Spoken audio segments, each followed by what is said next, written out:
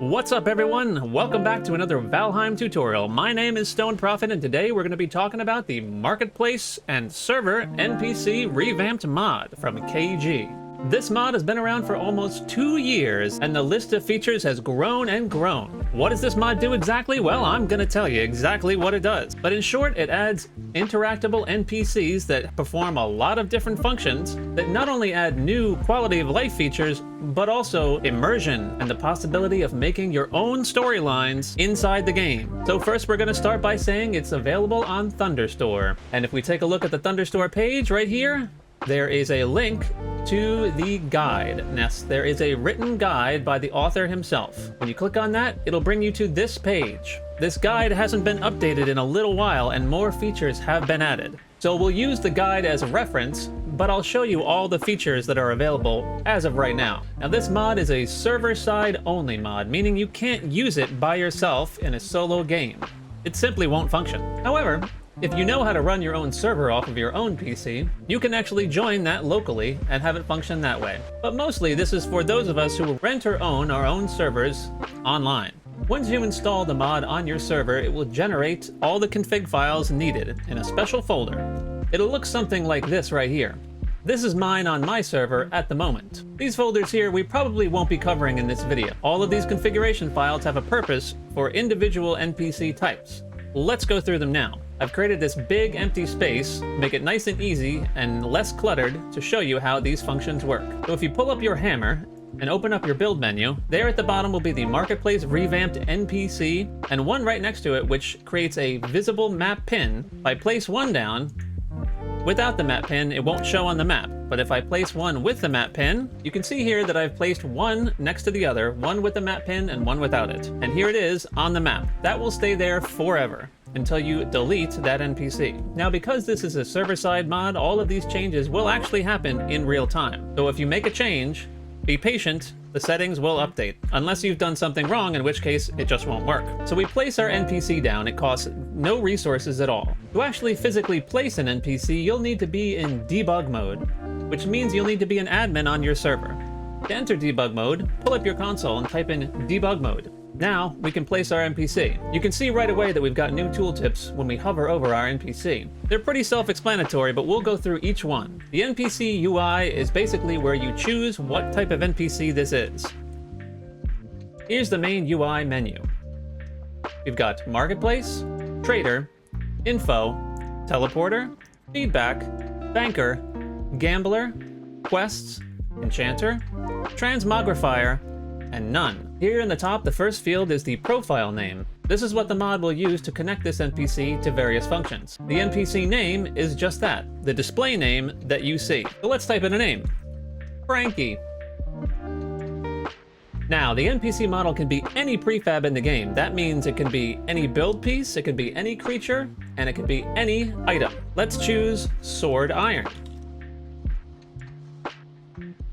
And push OK. Now our NPC is an iron sword. Now our NPC is a fueling. Now our NPC is a bonfire. Now our NPC is motor. The bottom line is for patrol data. That means X and Z coordinates.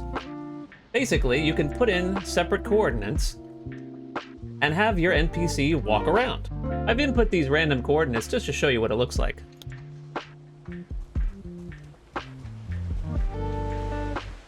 Now, motor, our NPC, is going to move back and forth between these two coordinates over and over again. The only way we can get that to stop is by eliminating the coordinates. There he goes, turning around to the next set of coordinates. If I change him to a human model, it'll look more natural.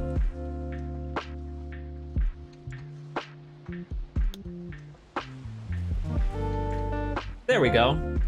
That's more like it. Now your NPC will automatically snap to the ground and step over objects as needed to get to its set coordinates. All right, Frankie, come on back over here. All right. Now let's take a look at the fashion menu. By default, it's your Alt plus your Interact key. Mine is set to F. Alt F. Now there are a lot of options here. Here we see the items that you can equip your NPC with. Next we have our hair, which is just a number. You can change the hair color, you can change the hair type, the hair color, the skin color, the beard color, Basically all those same adjustments that you can make when you make your character for the first time, you can make here. Where it says the pound sign and hex code, that means it's the numerical hex code that corresponds to a certain color. You can look up color hex codes online to find the color you want. So now I've given him an iron sword. Now we have our animation fields. These are pretty self-explanatory. The interaction animation. The interact animation is for when you interact with your NPC. The greet animation is when you come within a certain distance, the animation will play. Same goes for the buy animation. Here, the crafting animation is basically one of the 4 looped crafting animations that come with the vanilla game. Let me show you what I mean. I'll just put in 1 and we'll see what our NPC does. So it's the same type of animation when you're working at the workbench. We can try different numbers, up to 4, to see the differences. There we go. That one looks like it's for the cooking pot. And for the other animation field, it's basically any animation that comes with the vanilla game. Here's a list of all the player animations that come with the vanilla game. Not all of them will work, so you'll have to experiment. Just for an example, let's choose Knockdown as the interact animation so I can show you what it looks like. So when I walk up to this NPC, and I click on him, he falls down. There we go. Now I can show you the distances for the greeting and the buy animations.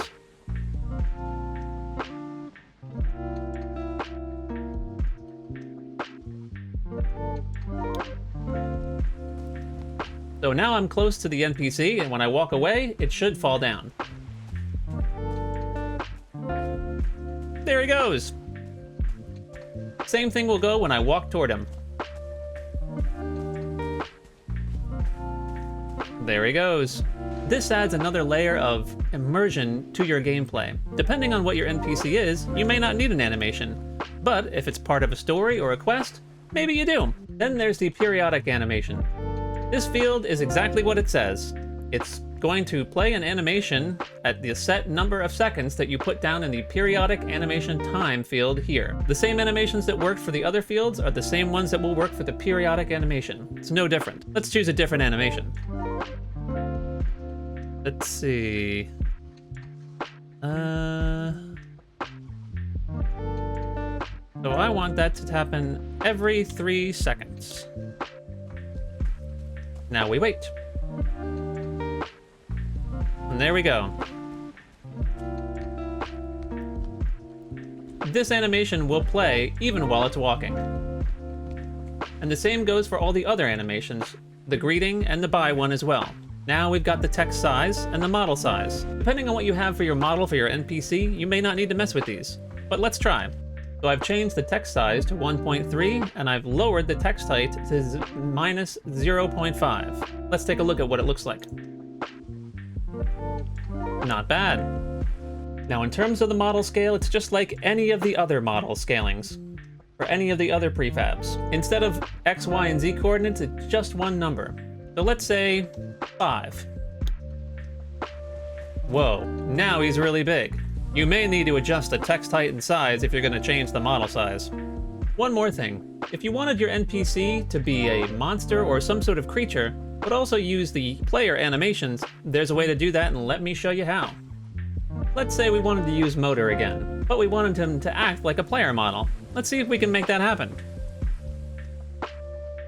The way you do it is you type in your regular prefab here, and then you use the @ symbol and type in humanoid. Now, we've got a Motor standing on 2 feet. Let's make the model a little bit smaller. There we go. Now let's see what he looks like when we animate him. You can also use emotes as well in any of these animation fields. Just type in emote underscore and whatever emote you want to use. Let's try wave. There we go. And now, he's a dancing Motor. Just look at him go. So those are the basic functions for the fashion menu for any NPC. Now, let's say you made an NPC, you dressed him or her up real nice, and you want to save him and use him for another spot. Before, we used to have to do it all manually all over again. Now there's an easier way. Right there it says NPC save load menu. Let's try that out. Now here I have a whole bunch of saved NPCs that I've built. But let's save this one. Motor 1. And push save. Now anytime you want to make this guy again, you can real easily. I'll show you how. We'll put down another NPC. Just pull up that menu again. Find your NPC saved.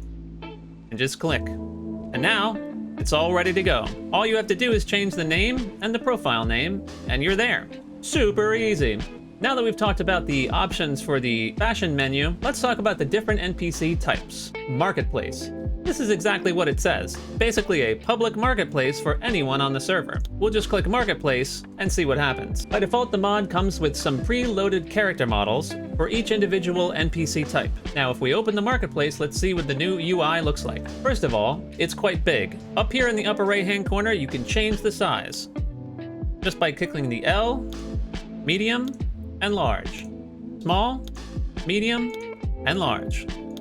Let's make it small. So here I've put a couple things into the marketplace already. If I wanted to sell something, here is your message slot, basically the activity that happens on the marketplace. You can click this and see what's going on. To buy and sell, you're going to click sell or buy right here on the upper right hand corner. Let's try and sell something. When you click on an item, it brings up its stats here in the panel. Now, I only have one of these, but if I had multiple, if I click here, I can change the amount to sell. Over here is the amount I want to sell it for. So let's say 100 coin. Now down here it says quantity 1 for 100 coins. You get 100 coins if someone buys it. Now it's listed on the marketplace. Let's go over to buy. Here we can see the quantity available, the price, and the seller. If I wanted to sell something anonymously, I'd click here. Let's try that. I'll sell 5 wood for 10 coins apiece. Now you can see my player name is grayed out here. Because I put all these things on the marketplace, I can't actually buy them back. You can actually push the cancel button to get those things back from the marketplace before someone buys them. Now it's no longer listed. Up at the top, you can filter by weapons, armor, consumables, tools, or resources. And there's a search field here. So if there's multiple things, you can actually type in stone. And there it'll be. If we take a look at the guide page for the Marketplace tab, we can see here it has some minor descriptions about the functions I just described. Also at the bottom, it does say Marketplace does support any modded item or prefab. That means a modded sword or an item, anything can be put on here as long as it's a prefab. Now I've put a couple more things on there to show the search field. Let's look for pants. And there you go. Filtered out. Nicely done. And that's the basics of the marketplace. Now if we go to our config files on our server, we can see that the marketplace has its own configuration file. Let's open that up. Now if we pull up the marketplace configuration file, it actually contains a lot of configurations, not just for the marketplace, but for other things too. But we'll just talk about the marketplace ones first. As you can see, they all have descriptions above each one. Locked players, a VIP list, taxes from each item sold, VIP taxes, blocked prefabs for selling, so you can't sell certain things. The type of currency, so right now it's coins, and that's default, but if you wanted to make it stone, or as a currency, you could. So those are all the configuration options for the Marketplace NPC. Now let's talk about the trader. Here's the default model for the trader. A trader is an NPC that sells certain items that you denote at a certain cost that you choose forever. Each trader needs its own profile name. Let's open the configuration file on the server to show you what I mean. So here is the trader profiles configuration file. Let's open it up and see what it says. At the top are some examples. Here you can see I've already put in some for my server. Each trader must have its own name surrounded by brackets, just like this. You can have any number of traders selling any item. Again, even if it's a modded item, you can put it in here as long as it's the correct prefab name. So here is Meadows1. We'll change our NPC name to Meadows1 and see what happens. As you can see, interacting does nothing until I give it the proper name to connect it to that list that I just showed you.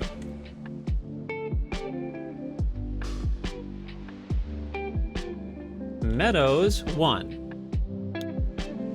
Now when I click interact, it pulls up a list. As you can see here, it's the same list as this. Now, I will tell you, if you change something or format it incorrectly, it simply won't work.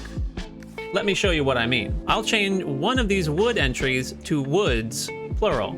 Let's see what happens. I'm going to save this on my server. Here are the 2 wood entries, and the one for 5 is missing. So if you spell something wrong, it will not be there. Make sure you check all your entries to make sure everything is formatted and spelled correctly. Traders are a good way to offer other players an ability to buy things at will, as long as they have enough money. And it doesn't have to be coins. You can trade any item for any other item. Let me show you. If I open up my trader profile and go back to Meadows 1, first I'll remove the S, and then I'll change, instead of coins, we'll put stone. So 5 stone for 5 wood. Save the file, and then reopen. So now I have 5 stone for 5 wood. Easy peasy. Let's take a look at the panel itself. Here's another search field. So if I wanted to just find things that have to do with stone, I can just type in stone, and there it is. Here is basically the multiplier for purchasing multiple items. So if I want 5 stone, it's 10 coins. 10 stone for 20 coins. All it's doing is multiplying the number for the number it costs and the number you get. Opening up our guide again, looking at the Trader tab, all of this information is also located there, including some more examples. You can even have a trader sell pets. Let's open up our configuration file. When using a creature for a reward or for something that you purchase from a trader, you need to make sure that you also include the star level of that creature. So here I've added hatchling, 1 hatchling, at level 1 star. That will cost 10 coins. Now if I save that, let's take a look. And there it is, 10 coins for 1 drake. I've got the money, let's give it a shot. And there it is. Now, good thing to remember is that drake is not tamed. That is a wild drake and will attack me. I have Ghost on, but let's turn it off. Drakey! Okay. So if I wanted a regular tamed creature, I could just say Lox. And let's make it a 2-star Lox. We open it up, and it's updated. Now, I'll buy a Lox. It comes pre-tamed. You can use the All Tameable mod or edit your own JSON files if you have the RRR mods installed to make your own tameable creatures. And that is the Trader. The Info NPC works much like the Trader NPC in that it needs its own profile names for it to function correctly. All it does is display a text box with any information you put in. Let me show you what I mean. So here we have the server info profiles. Here we have a brief example. If we open up our guide page to the info tab, you can see here that anything you put in can be used with the rich text markers. You can look up rich text code on the internet. Basically, it's adding some things in front of and behind your text so it can change how it looks. Here's one that I have. Main Island 1. Let me show you what it looks like. Here I've changed the size of this word and the color. So if I click interact, here's what it looks like.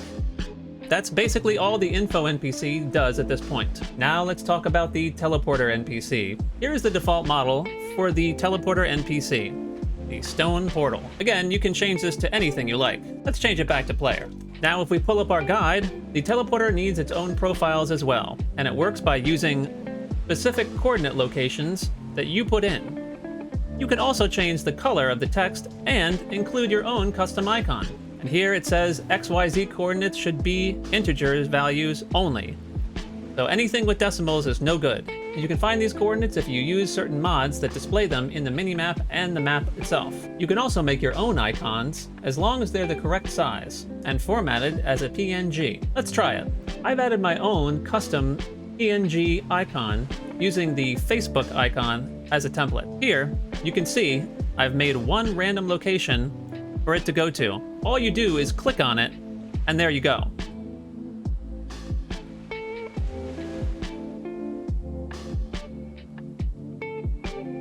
And here I am. Now, it only is a one-way teleporting system. So to get back, I would have to walk, or, because I'm an admin, I'll just teleport right back to where I was. If we add the speed modifier, it will change the way that you actually teleport from one place to another. Let's give that a shot. If you open up the configuration file and you look here, you can see that you can add in a speed line, a speed entry, after the name. This will make it more of a magical transition and not the same portal transition that we're used to. Let me show you what I mean. Here's where I am, and here's my test site. Off we go! You don't want to make the speed too low, because otherwise you'll be sitting at this screen for a while. Guess I could have made it a little bit faster.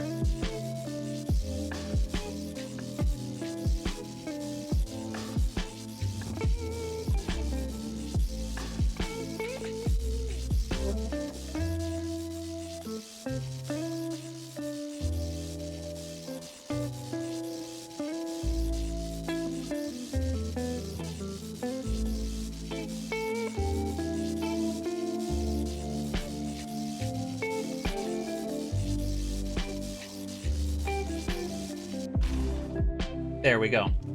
I think it was lagging a little bit because of the area I'm in has such a low frame rate because of all the assets I have in the area. So that may have had something to do with it. In any case, that's how that works. The feedback NPC doesn't do much at all, as far as I can tell. When you interact with it, it opens up this field, and you can put in information and text, but then when you push send, it may actually go to the developer. I'm actually not sure. I'll have to ask about that one. In any case, that's the feedback NPC. So that about wraps it up here for our first episode of the Marketplace NPC tutorial. Stay tuned for part 2, where we continue with the rest of the NPCs and then dive deep into the quest options, which are many. Thanks for watching. See you in the next one.